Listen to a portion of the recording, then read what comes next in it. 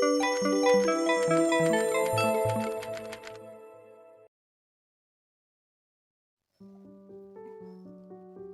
दुनिया का सबसे पुराना ग्रंथ है और यह मानव इतिहास का लगभग 6500 वर्ष पुराना हस्तलिखित दस्तावेज है। वेद की भाषा वैदिक संस्कृत है, इसलिए इसकी भाषा की वजह से भी यह भारत के साथ साथ पूरे विश्व में अपना खास महत्व रखता है। आर्यों के आने व सरस्वती नदी के किनारे उनके रहने का वर्णन भी वेद से ही मिलता है। वेद के द्वारा हमें ब्रह्मा, ईश्वर, देवता, ब्रह्मांड, ज्योतिष, गणित, रसायन, औषधि, प्रकृति, खगोल, भूगोल, धार्मिक नियम, इतिहास एवं रीति रिवाज आदि से संबंधित विषयों पर ज्ञान मिलता है। धर्म, अर्थ, काम, मोक्ष वेद के सार तत्व माने गए हैं।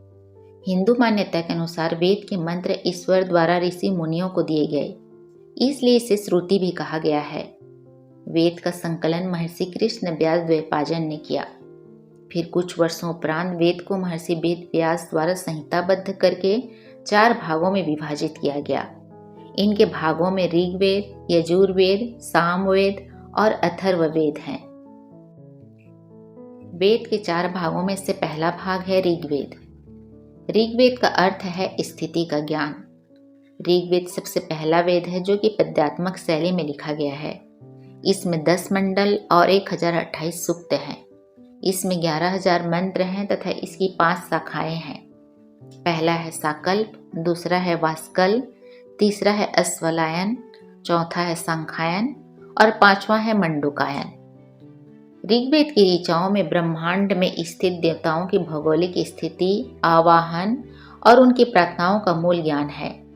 इसमें जल चिकित्सा, वायु चिकित्सा, सौर चिकित्सा, मानस चिकित्सा तथा हवन चिकित्सा आदि की भी जानकारी मिलती है तथा इसमें 125 औषधियों एवं उनके पाए जाने वाले 107 स्थानों का भी वर्णन मिलता है। दूसरा भाग है यजुर्वेद। यजुर्वेद का अर्थ होता है गतिशील आकाश। यजुर्वेद मुख्य रूप से गद्यात्मक ग्रंथ है तथा इसमें 663 मंत्र हैं। श्रेष्ठ कर्म करने की प्रेरणा यजुर्वेद का मुख्य उद्देश्य है।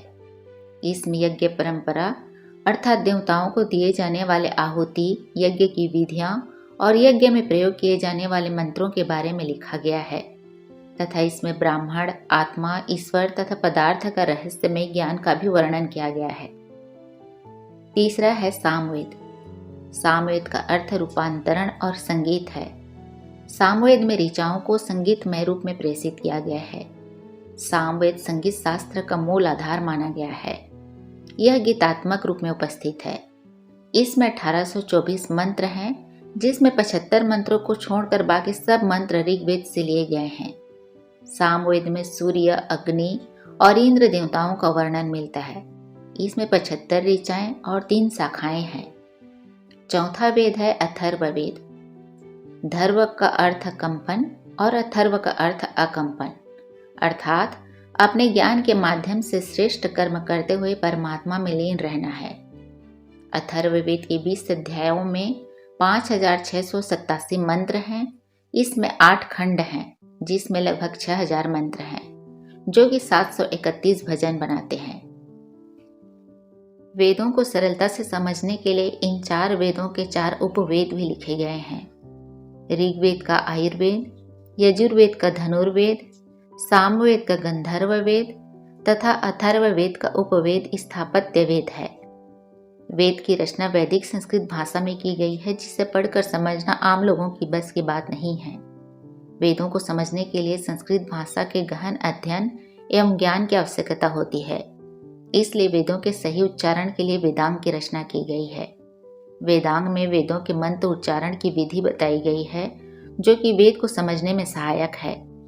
वेदांग के 6 प्रकारों में से पहला प्रकार है शिक्षा, दूसरा है कल्प, तीसरा व्याकरण, चौथा निरुक्त, 5वां छंद और 6वां है ज्योतिष।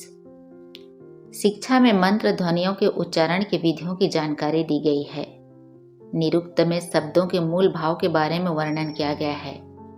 व्याकरण में संधि, समास, उपमा, विभक्ति आदि का विवरण है। छंद गायन, उच्चारण के लिए आघात और लय के निर्देश की जानकारी के लिए है। कल्प में यज्ञ की विधि सूत्र हैं। समय के ज्ञान और उपयोगिता को पता करने के लिए ज्योतिष उपयोगी होता है। ज्योतिष के द्वारा सूर्य, चंद्रमा, पृथ्वी तथा आकाशीय पिंडों की स्थिति और गति की जानकारी मिलती है।